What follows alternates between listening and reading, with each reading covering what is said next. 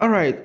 Yesterday, Binance CEO says that the 4 years cycle, which is roughly 2 years bear and 2 years bull, may not be the same. And he said he can't say what the future is gonna be. So this person is asking, can developments in the crypto industry like payments and application for real-world use cases that fuel adoption and grow this space reverse the trend or market sentiment? Yes, I think that's why CZ says the 4 year cycle may not remain the same. There are a lot of underground developments and adoption is on the increase. So I want to show you a video of live interview where CZ said some very significant things that is going to improve the crypto space. So let's see this interview.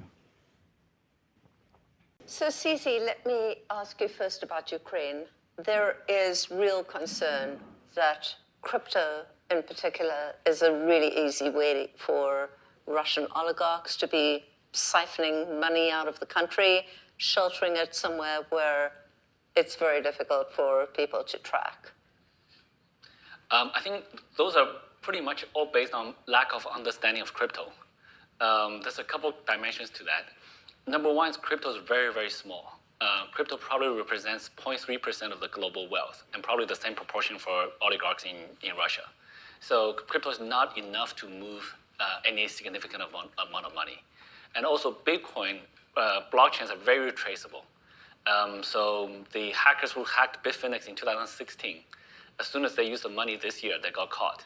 And the law enforcement around the world are increasingly very adept at it. So I think a lot of people do misunderstand what crypto is all about. They said crypto is untraceable and all that. No, crypto is traceable. With time, we are going to see a lot of improvement in this industry. So let's continue with the interview. So those things, I think that's just a lack of understanding about what Bitcoin or crypto really is. Nonetheless, what have you actually done to make sure that those on the sanctions list are not your users? Right. So just this morning, I got an update from our team that we looked through all the people on the sanction list. We have our sanction department actually look at this very, very closely, and only one person has ever used our platform, and this is a kid of one of the persons on the sanction list.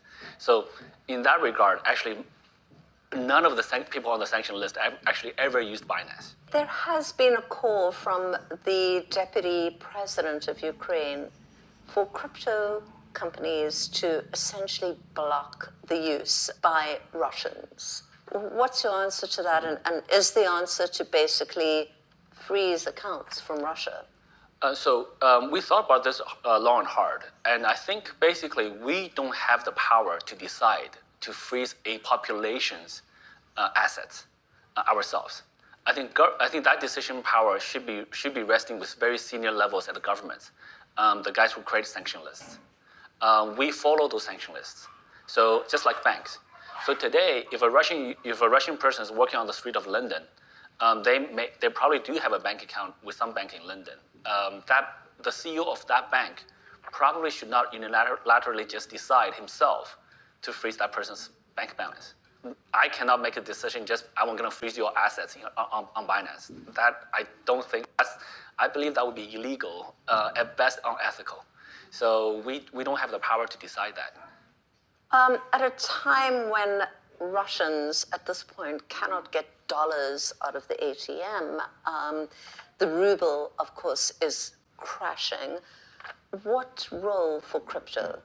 For regular Russians that, you say whose accounts you should not touch, does crypto at that point play something of a role?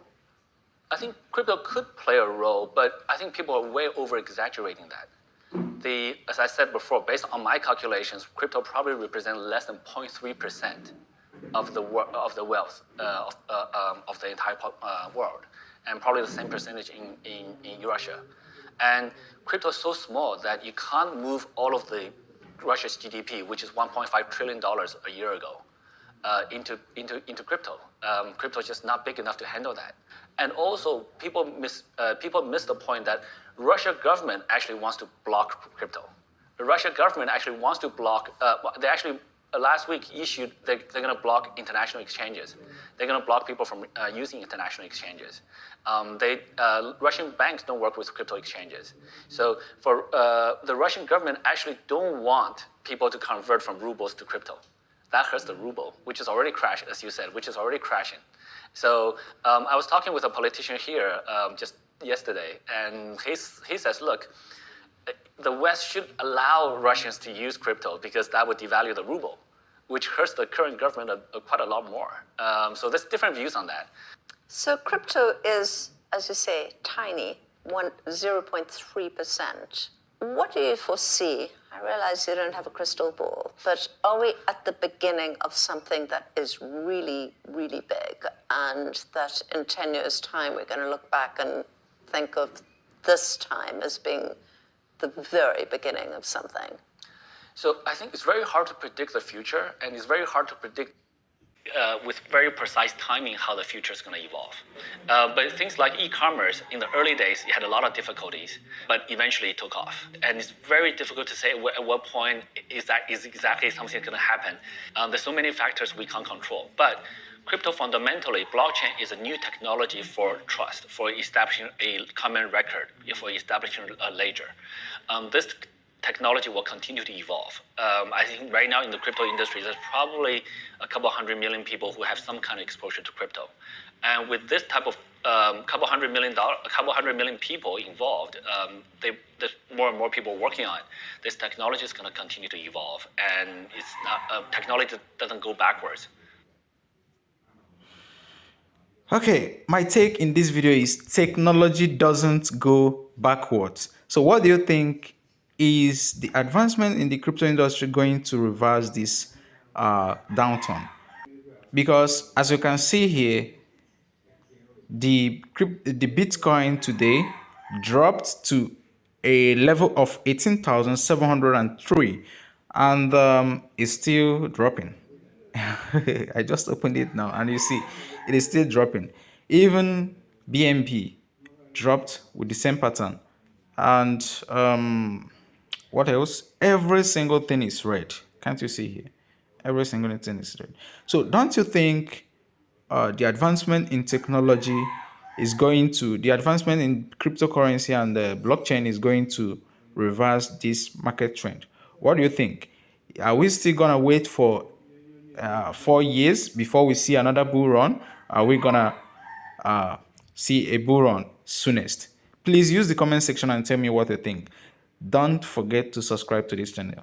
Do have a wonderful day. Bye.